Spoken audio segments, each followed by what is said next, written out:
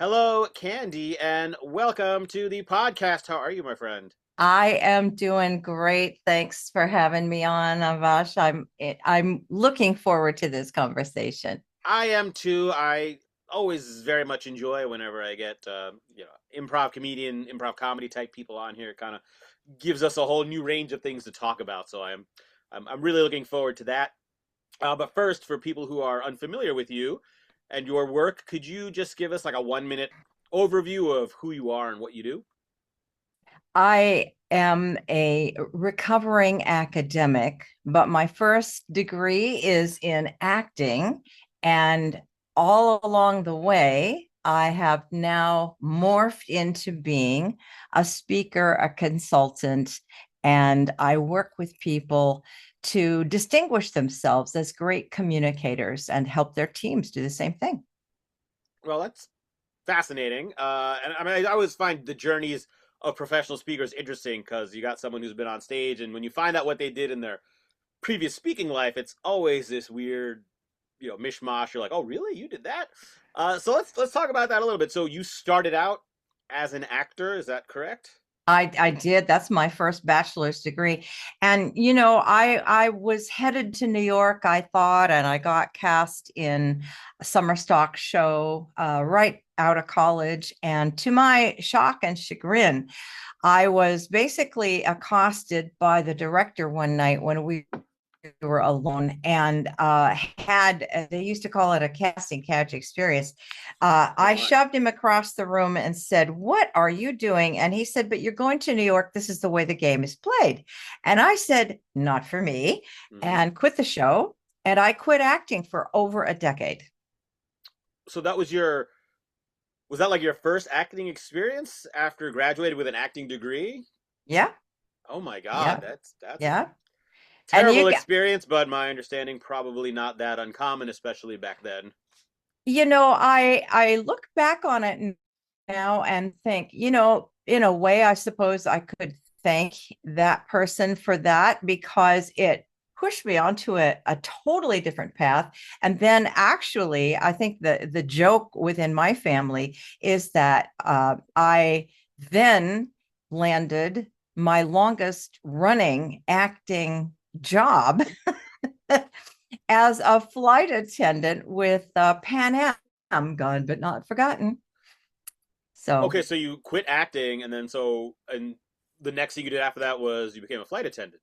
exactly. So we used to say, okay, costumes, makeup, That's improv true. script, and Wow. yeah, and Pan Am was the international flag carrier for the United States, and so I lived in 5 different countries in 6 years, and 2 of those years were in London.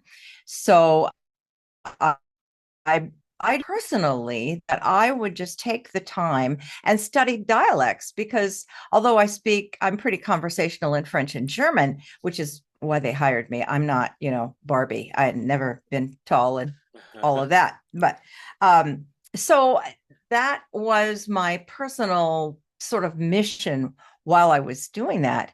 And then the funny thing is that I don't know if you're aware, but people sometimes get sick on airplanes. Oh, I did not Oh, know that. Shocking. they do. And I found out that there's two kinds of people in the world. There's the kind that run to help and the kind that run to hide. And I always ran to help. And a lot of the other, well, not a lot, but some of the other flight attendants assumed because I was doing that I had nurse training. I didn't, but one of my signature stories is about the day that I did get what we call the call to be a nurse. So, Oh, interesting. So you is that how you transitioned out of being a flight attendant? Did you then become a nurse? yeah, yeah, I did. I did. And that was, I'm not in my family, the reaction was, "You're going to do what? Study science? You?" Wow. It was a big leap for me. But now that I do residencies in art and health, I have credibility and experience in both realms. So it makes more sense. And again, looking back, I never would have taken this path had it not been for that accidental or whatever you want to call it Yeah, yeah. I happening, wouldn't you necessarily know. say accidental, but unfortunate. Unfortunate events, yeah, All right. So I now, at guess. this point in life, you have now been an actor, a flight attendant, and a nurse. When did the transition into speaking and training and working with professionals and executives and things come in? Everything I can say is kind of a morphing and evolution here. Well, what happened was that after I was divorced in 1992 and moved from Southern California to Northern California to be near family, and I just needed to laugh again. I mean, it was a difficult time. And I was sole support of the three children who were 8, 11, and 14 at the time. And thank God I am a nurse because that's the only way I could afford to keep food on the table. Mm-hmm. So, but knowing I needed to laugh, and usually, as an actor, I did comic characters anyway. I've always been, a writer, a comedy writer, and things like that. So, when I saw a little ad in the paper for Clean Comedy Company, I signed up and started doing stand-up comedy. And the funniest thing is, Avash, and I know because you're an improv actor too. And I don't know about you, Avish, but as an improv actor, you know that it's like flying without a net in most cases, right? Um, Well, real quick, my first improv comedy group in college, the college group's name was Without a Net. oh, yeah, yeah. So yes, I completely relate to what you're saying. Exactly. Well, here I was studying setup punch, which is, the format for stand-up comedy. And the first session, there's like 8 people in the class. And I noticed that then she said, okay, now we're going to loosen up. We're going to play some improv games.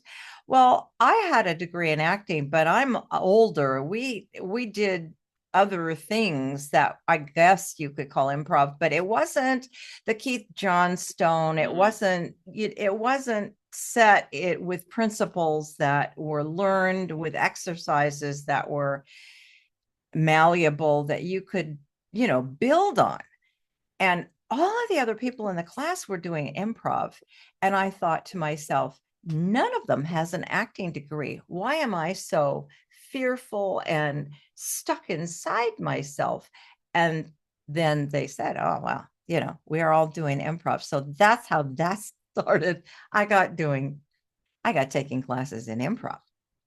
So you've been doing improv since like 1992 then. Yes, yes, exactly. And then, right after that, I mean, it was less than a year later, 4 of us in that class decided, you know what? We're a lot funnier than this teacher. We could do this. So we co-founded an improv and stand-up comedy company. Mm-hmm. And we just started playing. We were in the San Francisco area. So there were a lot of stages to be had on dark times, weekends when they didn't have a show up or something like that. Mm-hmm. And we were together for about 3 years until, well, I don't know. You've been in improv groups. I think they're kind of amorphous at times, don't you? Yeah, it's I've been in improv groups, but I've mostly just sort of run them, so they're amorphous. I see a lot of people come and go, but since I was one running it, I was this one constant pillar there. But it's funny, after I decided to move back, my group dissolved, I stayed in touch with the performers, and that's where I saw the amorphousness from the outside of it. Oh, we started this new group, and then a year later, it's like that went away. And, oh, now we started this new group, and there is a lot of Okay. transition and changes. Exactly. So what happened with our group is one fellow moved away, another person, oh, I don't know. They just had reasons for like, I'm done with this. It was 3 years.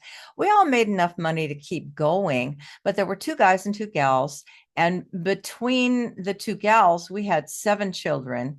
And we're basically doing all the admin, all the running of everything. And the other guys were very funny coming along and part of the group, of course. But so anyway, what happened was that all of this just came to a head in, I think it was February or March, something like that.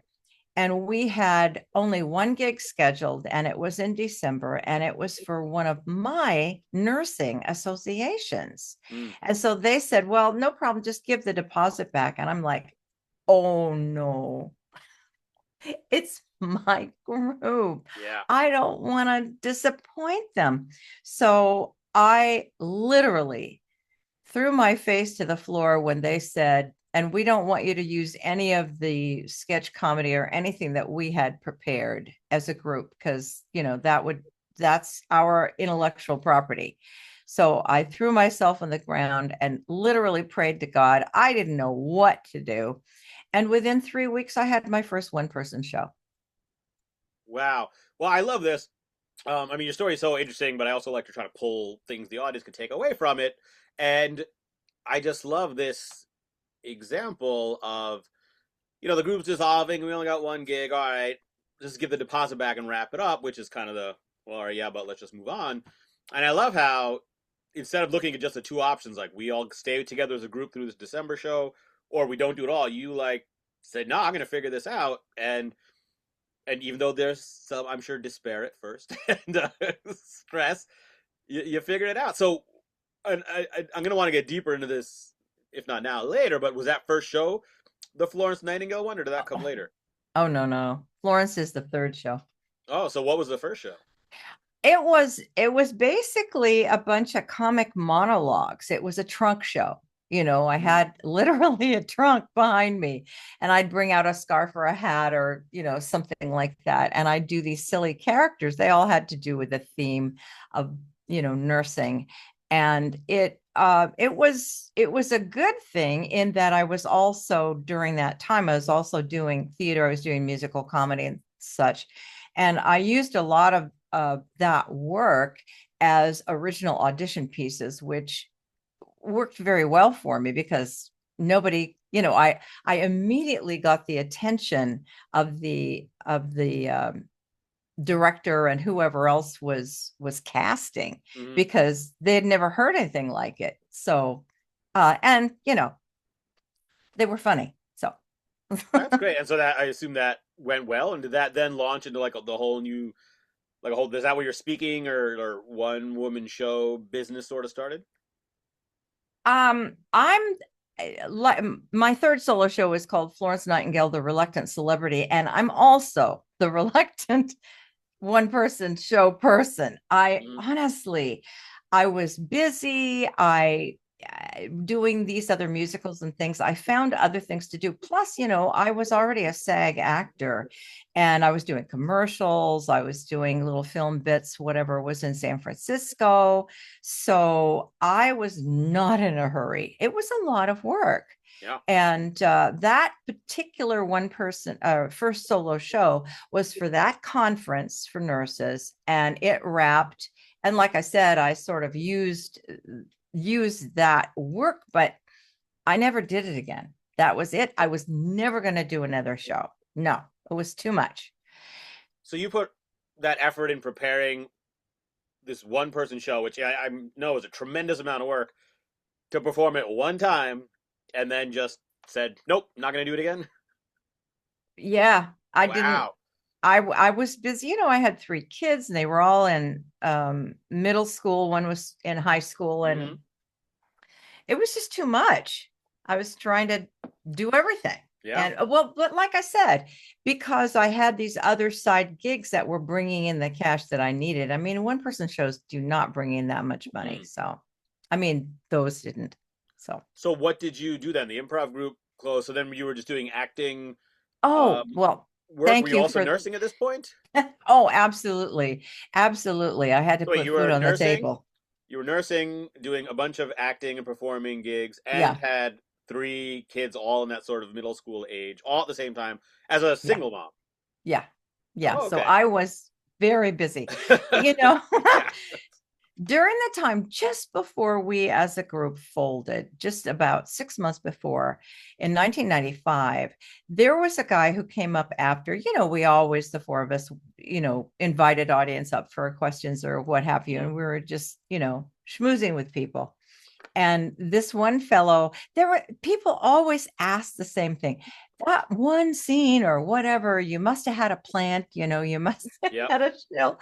And we say no. Anyway, this one guy came up, he was listening, then he came up and he said, okay, I believe you. You didn't have a plant.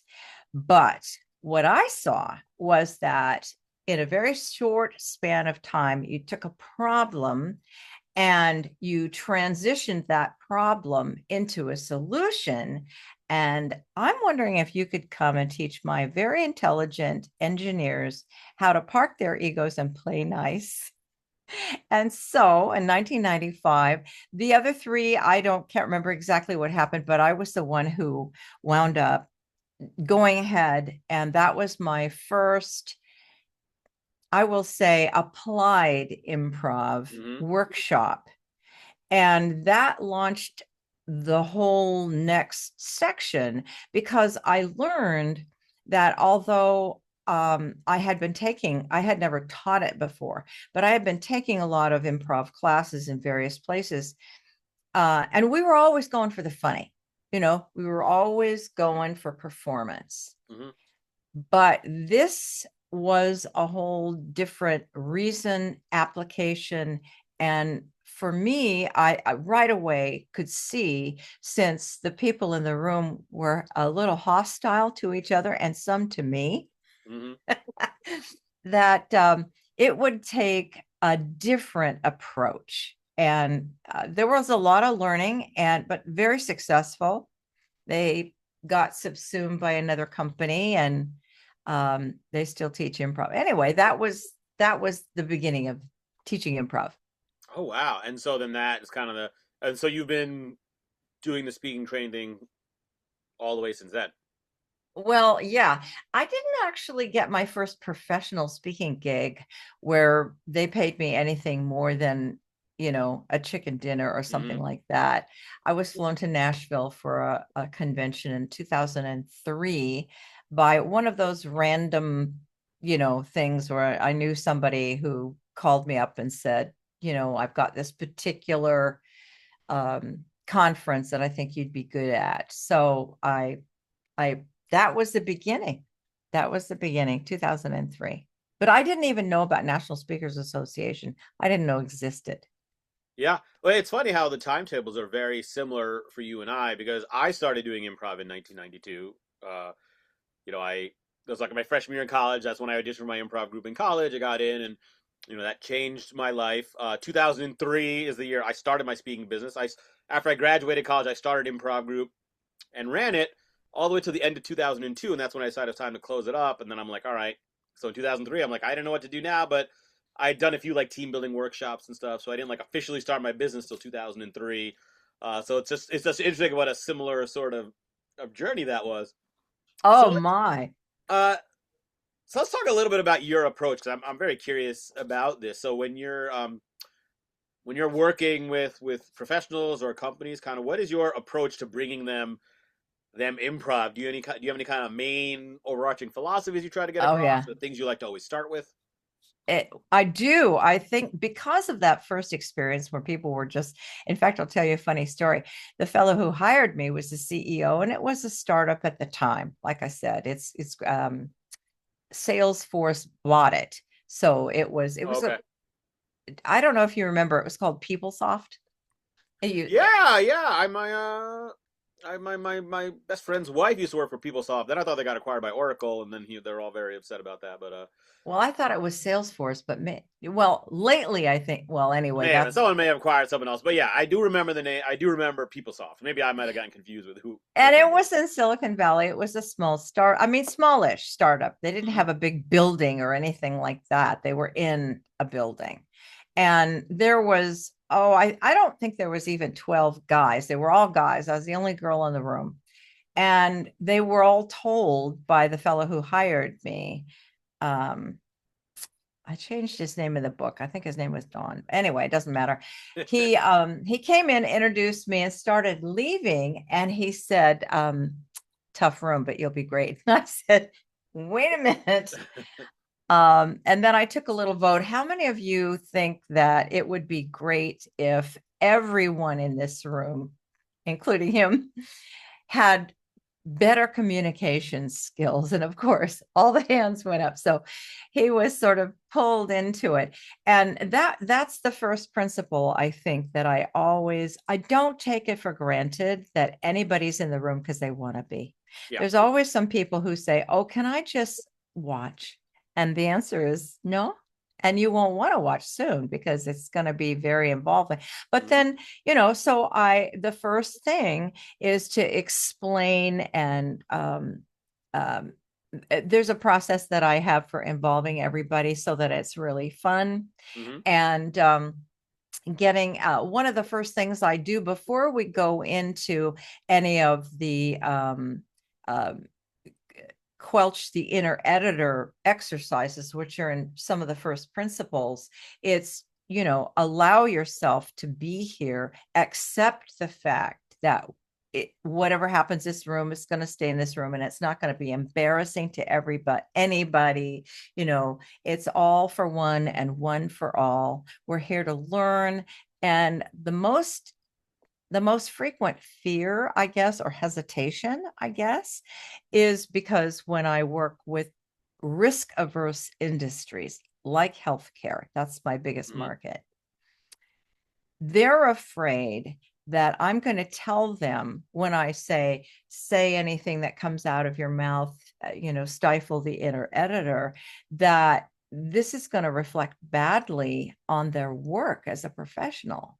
But the most important thing is, just like an athlete or a dancer or somebody goes to class and exercises, this is just the exercise so that you'll be better on your feet, you'll be more adaptable, and have some real skills, relationship building skills.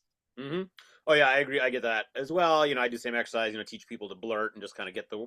And yeah, I get that feedback too. Like, well, I can't do this in front of like my boss or in front of a customer. It's like, no, you're right. It's not what we're doing here. This is the development stage. And because I don't know if you get this, I've definitely had in the past where when I'm going to work with a company, they'll want the interaction, humor, and improv, but they'll suggest or they'll say, "Oh, can we, for your improv games, can the suggestions for those games be around like our issues?" And I'm like, no. Nope. Like maybe later. In the beginning, they can't because if you do it in the beginning, it's going to completely, the inner editor is going to come up. They're going to come up with the right answers. Like you got to start with the silliness because that's what frees up the creativity, so people can experience. Like most of these people, I just feel like most adults. I'm not trying to judge people, but we all sort of lose touch with our creativity as we grow up, and so most people in my audience is just they haven't tapped into that creative joy in like 10, 20, 40 years, and so it's like you got to start with the fun just to let them experience it again. Oh, absolutely. So that people let their guard down. And the other interesting difference between studying improv for performance, going for the funny, and doing the team building is the importance of debriefing, Mm-hmm. preparing what's coming up, and then uh, assimilating it, I guess, in a way. Mm-hmm. And I don't know if you do this, but I always tell people, because of my background too, I'm going to introduce all the arts, not just theater. A lot of people that I've heard talk about theater arts for improv. It's not just theater. Mm-hmm. I use music, dance, art, writing. We use it all. Well, that is great. I do not. I stick with improv comedy, so it's good. See, we're different. You're bringing a more variety of disciplines. I do agree that it applies in all those things. I have no expertise or skill in any of those areas, so I keep my focus on the Well, improvisation. we can talk. I mean, the exercises are fun. And the reason I did it was certainly not, well, no, the reason I did it is because I recognized, like myself, when I first started doing, I did not do theater in high school per se, just musicals because I'm a singer. Mm-hmm. But in high school, I thought they were all a bunch of egotists, and I didn't want to be around them. Um, Except for my best friend who was into theater. I forgave her for that. But I I also thought, there's some people who are they're so talented, or they like doing the other parts of it. Mm-hmm. So I find exercises that tap into all of the different creative elements that could be. And the interesting part is the feedback of people who say something like, oh, I'm so glad we got to journal because, certain things came up for me that allowed me to go deeper. Or, Mhm. oh my goodness, I'm not a dancer, but oh my gosh, that was so much fun. I just loved, jiving to the music and all that kind of stuff. So Oh, it's great. No, it is nice that like, because I'll sometimes get some that like one negative feedback, and sometimes it'll just be someone saying I don't like improv comedy. So like, there's literally nothing I could do. So by having a variety of arts, if you got someone who doesn't necessarily like improv, they might vibe with something else. So, um, all right, so let's talk application then. What's kind of your sort of favorite, or let's just say you got a leader listening to this. Well, let's kick it to a high level first, because I might be taking some things for granted because I know kind of my objectives when I go in. But what do you primarily work with groups on? Is it leadership? Is it teamwork? Is it sales? Like, what is your kind of primary? Usually, I mean, obviously, you can apply it in a variety of areas. right. I typically I don't do sales training at Mm-hmm. all. I do train the trainer. I Uh-huh. have a whole series of train the trainer, but it's all malleable.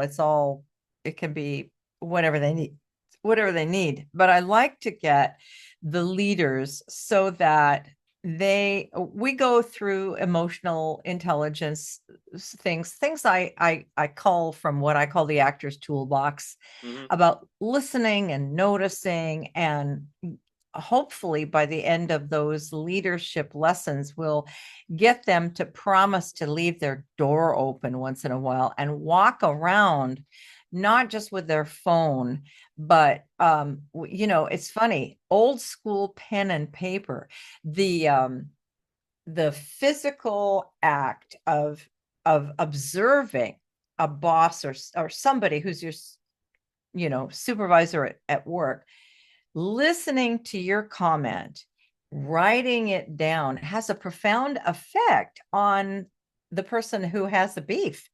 They Mm-hmm. think, oh, good. And, hopefully that piece of paper won't just get thrown in the trash. It will get handed to, a secretary or somebody who can put it on the calendar, who can, it's step one in showing as a leader that you care, you're present, that you really want to, in most cases, I'm brought in to heal Mm-hmm. a psychologically difficult culture, that you really want to change it. Well, it's fun. I literally just talked with the person on my last podcast interview about how so many of these conversations I have, and both on the podcast, and also I'm coming out with a new book as well, and I've been interviewing leaders to get some more background on that. And so many of the issues could be solved or reduced or headed off before they even happen if leaders would just, like you said, just be present and ask and listen to the answers. And obviously, there's processes involved, and there's things you got to do. But that first step, like you said, is just listen. Which Oh yeah. for improv comedy is something you learn like right away. It's like you got to be in the moment, and if you're thinking ahead while your partner's giving you an offer, you're gonna miss it. It's like, um, and to be fair, I still mess it up, but because it's so natural for like to get in your own head. And um, so do you see that as well? Like it really starts with just like being in the moment and listening. Oh, absolutely. And here's another story I draw from as a nurse in the hospital. As of about the year 2000, right around when computers they were in the homes, and we were gathering data in a way that we have never gathered data before, right? This millennium is totally different than the 1900s. Mm-hmm. And what happened is that within healthcare, the data started coming in about the problem that so many people were dying in a hospital, not from their diseases. I mean, that happens, Sure. but because of medical errors, or they started these research studies into what are all the variables that come into making an error that caused somebody to actually die because they were, you know, missed nobody saw what was happening, or it was the wrong drug, or whatever it was. Interestingly enough, depending upon the research, either the first, the second, or the third variable right there on the top five was miscommunication. Mm, I thought he said this, or, oh, I didn't know that because that person didn't tell me, or, go on and on and on. And then when you boil that down, it comes down to the fact that in healthcare, especially because in a hospital, you're dealing with 365 days a year, 24 hours, 7 days a week. You've mm-hmm, got different people coming in, to the equation, bringing whatever. And we have, from the military handoff, there's been a template on how you tell the oncoming clinician, this is what's up and mm-hmm. this is what you need to look for, and all of those things. That said, that could be not done well very often. But also there's the fact that in order to solve this problem, the researchers and academics and other people in charge of training people have naturally looked back in the history of other risk averse industries and said, what has worked for that industry? So one of my favorite examples is that they did a thing in the 90s, I think, or in the early 2000s, called crew resource technology, or Mm-hmm. whatever it was, crew resource. And because it was based on aviation. Now, having been in that Oh, sure, industry, yeah. I knew exactly why applying solution A to problem B is not going to necessarily be a perfect fit. Because as I said to my supervisor when we were getting this training, this is not going to fit, because I will tell you, in the real world, what happens before a flight takes off. First of all, the crew members are there 2 hours early, and we're in operations. We're learning everything about, I mean, if you're a pilot, it's about the physical part. But if you're a crew member, flight attendant, you're talking about the meal service, who's on, things to be concerned with about timing, all of this stuff. And we FDA regulations, or FAA regulations, say that we can't even take off unless we're staffed correctly. Well, Mm. guess what? The hospital takes off no matter what. You could be short 5 people in your shift, and you got to improv Yeah, and yeah. make it up. The appendix is not going to unburst because you don't have enough staff on hand. Exactly. So all of that to say, when we talk about, getting back to the real point about leaders listening and leading with intention, things like that, we can't assume that everybody has had the same training. And a lot of people who get into supervisory positions, I know it happened with me. I was told immediately, all right, now the people you were friends with, you can't be friends with anymore.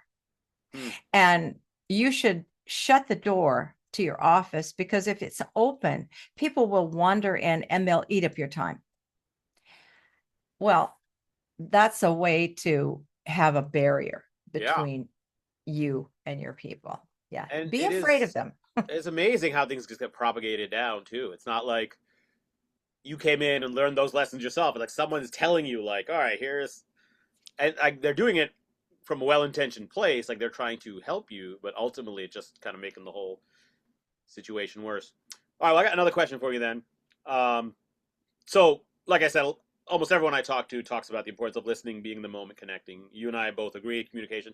So let's go to the other end of the spectrum. What is something that you see or that you address that you think a lot of other speakers or experts miss or leave out? Like, not to like get into your secret sauce, but like, is there something that like you work with groups on that is a little different? Like, not just all right, let's how to be a good listener, but like, oh, here's this thing that most people don't even realize how important this is, but this is what you really got to work on. Okay, yeah. I think within improv, we know the importance of not just telling somebody how to do something, but interactively doing it. And Mm, so I roll out several exercises that allow people to actually listen, giving them that task. And another part is usually, I'll say the substrate of this, usually when we're brought in to do this kind of work, there are people who work together but don't really know each other. hmm You know what I mean? So again, because we're not dealing with work issues here, we're just exercising. I give them a topic that maybe they don't really know much about with this other person, and then they're tasked with standing up and telling what they heard mm, without taking notes. That's not allowed, yep. you know. And there's other exercises that I love to begin with, which are things that work with any group depending upon how much time you have and how many people. I did it last night when I was coaching some children's theater. There were some children there who are different grades, and so they're reticent to speak up because they don't know each other, and the young ones look up to the middle school ones, and you know what I mean. Yep. Yep. But it doesn't matter. I do this always with all kinds of groups, and that is, you can just give them 2 minutes is plenty for this exercise, and you make sure that you bring them into pairs, or worst case threes, hmm but pairs if possible, and you give them only 2 minutes and say you can't write anything down, you just need to listen, and you have to find as many things that you have in common as possible that have nothing to do with what brought you here today.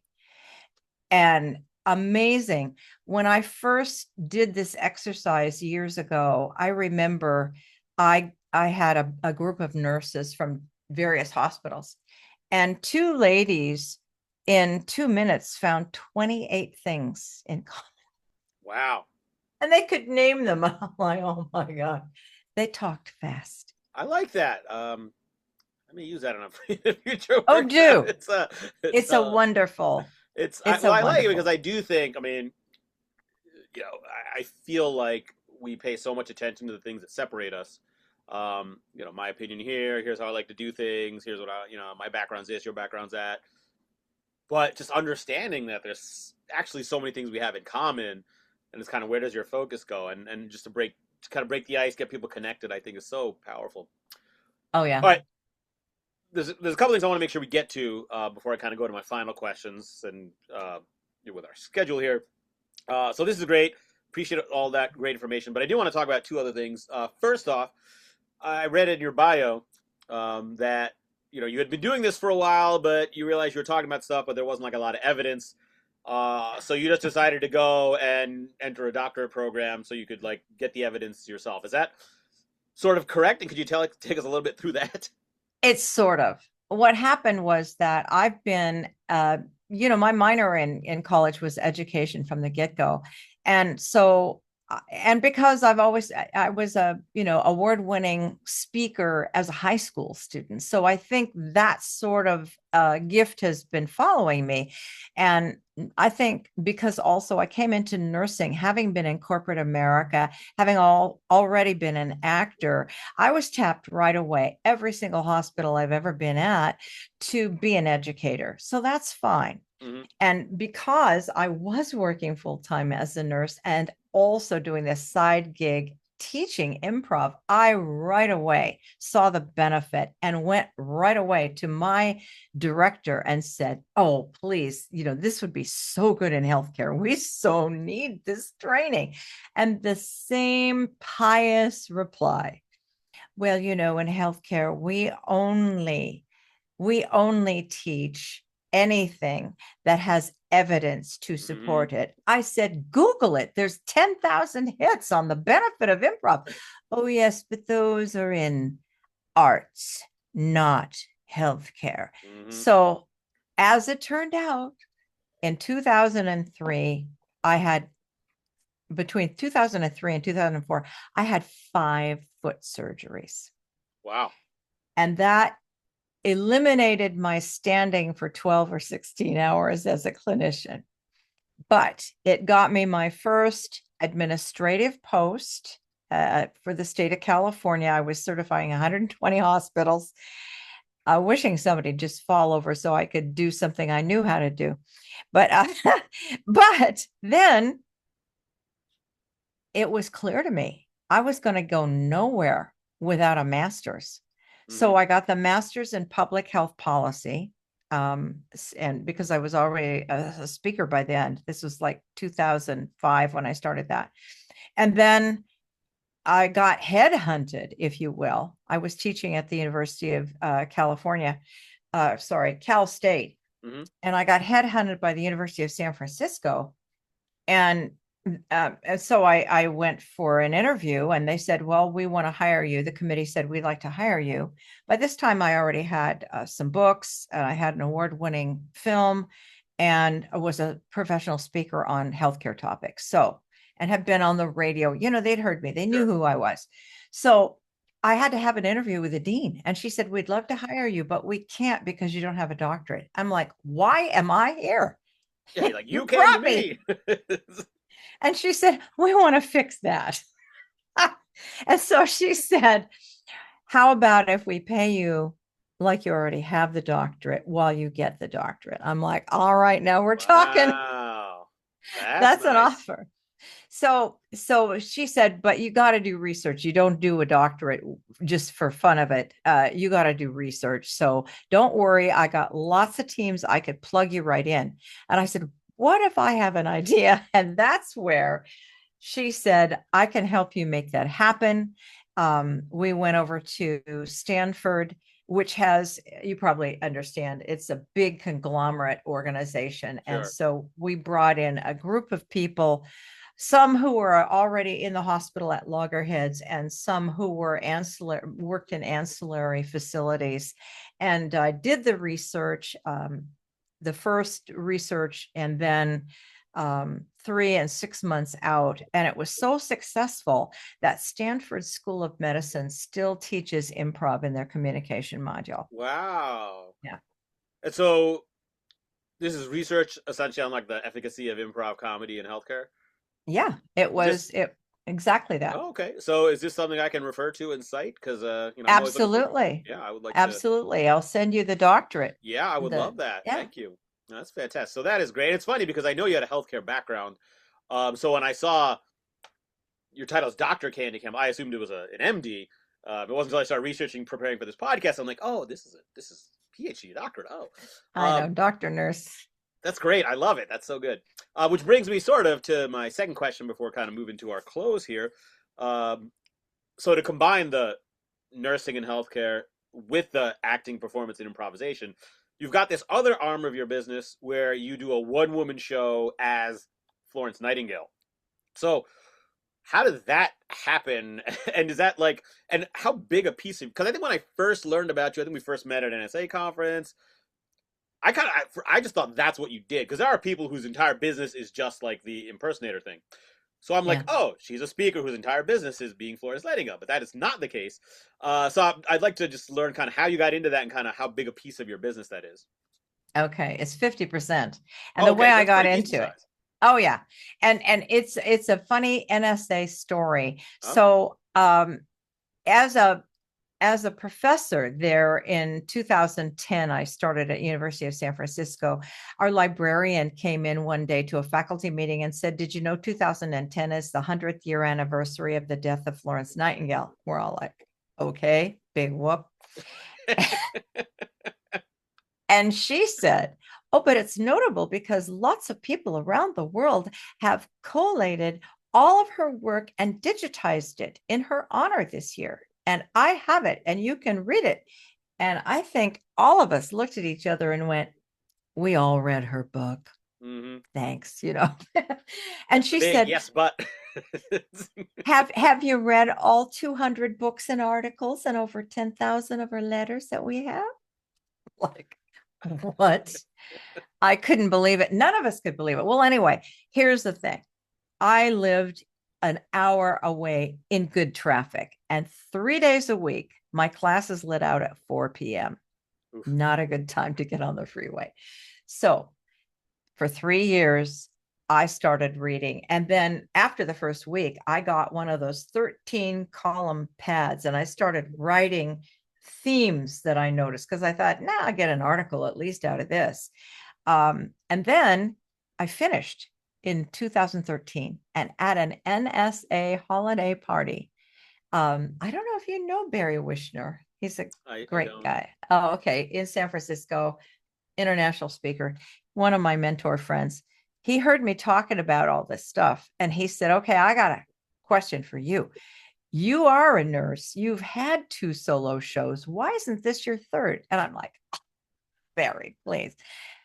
It's a lot of work. You don't get that much money. And I am busy.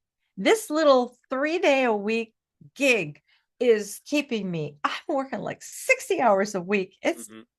ah, he goes, okay, what would happen?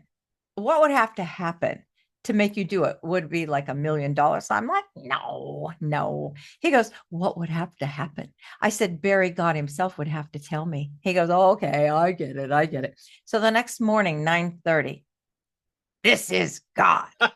I'm telling you. So, and he dogged me. He called me once a month and I got the show up. And then I still didn't know, I'm taking the notes and improving the different scenes with my director at the time. And I still didn't know. But March, April, something like that, after church, having coffee, talking with some ladies, Hmm. shooting this shit, whatever. One lady said to me, stay right there. She brings over a gentleman who happened at the time to be, it was a pretty big church, the pastor for seniors. And I was not at the time a senior, although now I qualify. And they said, oh, wasn't she a woman of faith? And I said, oh, yeah, certainly. That was, she said God told her to go and help the helpless and all of this. He said, well, when are we going to see the show? I don't know. He said, well, how about if we hire you, then you'll have to finish the show. So my first iteration of the show was in 2014 for 250 seniors at this church. Wow. And it went well. And then, as opposed to your first show, you didn't say, I'm never doing that one again. You just, and now. Exactly. So, do you find that the Florence Nightingale show drives business to your kind of improv training and communication business? Well, yes, and uh, I guess, and vice versa. because yes, because when people learn, I have at this point 7 books. I'm writing the eighth, and so I'll have a book signing time afterwards, and people learn about it. But also because I've been doing these residencies, it's now kind of a thing. NEA, the National Endowment for the Arts, has recognized that. I mean, after all these years of not solving the communication problem within healthcare, people Hmm. are still dying from this. Yep. It's a thing they call art plus health. And so I fall into that category. So I was just in New York State a few weeks ago where they pulled in the largest healthcare organization for that area. And I did a workshop one night and then the show the next. And anyway, that's the way it's going. That's fantastic. Where in New York State? Johnson City, you know where that is? By No, I grew up in. Binghamton University. Oh, okay. Yeah, I grew up in Poughkeepsie, New York. I had a lot of friends who went to Oh, Binghamton, so oh, uh, okay. Yeah, it yeah. was If I right was across curious, the if you could be like, street. "Oh, I was in Poughkeepsie," I'm like, "Ah, I'm going to be there this weekend to see my parents." Oh. All right. Well, this is fascinating and fantastic, and thank you for sharing so much of your background and your approach. I'm going to finish up here in a couple of minutes with 3 quick questions.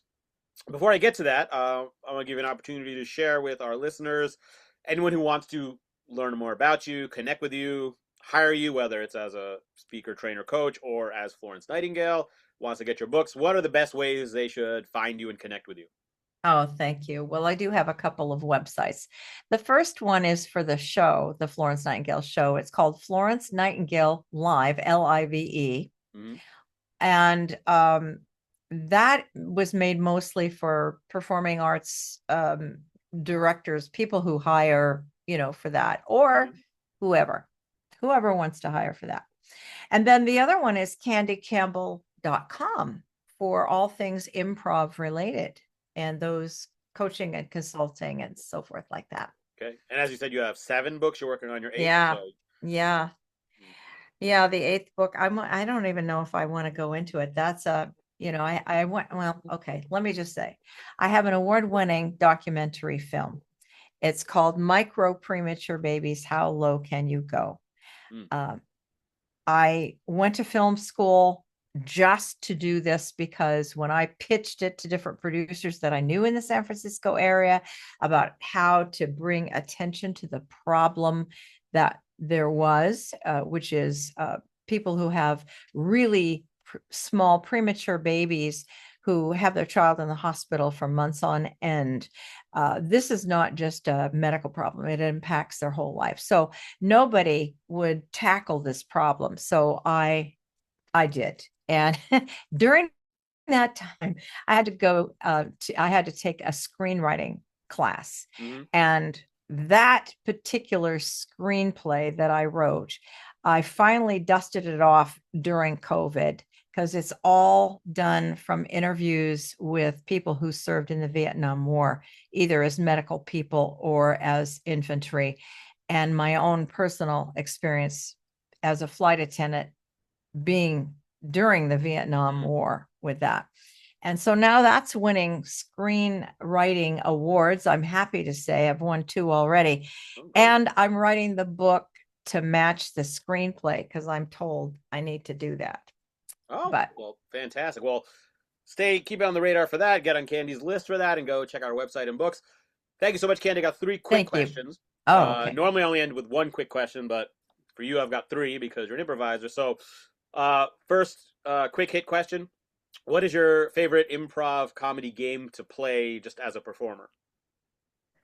Oh, favorite. Oh, my Or goodness. one of your favorites? Oh, as a performer? Yeah, just as a performer. Oh, sure.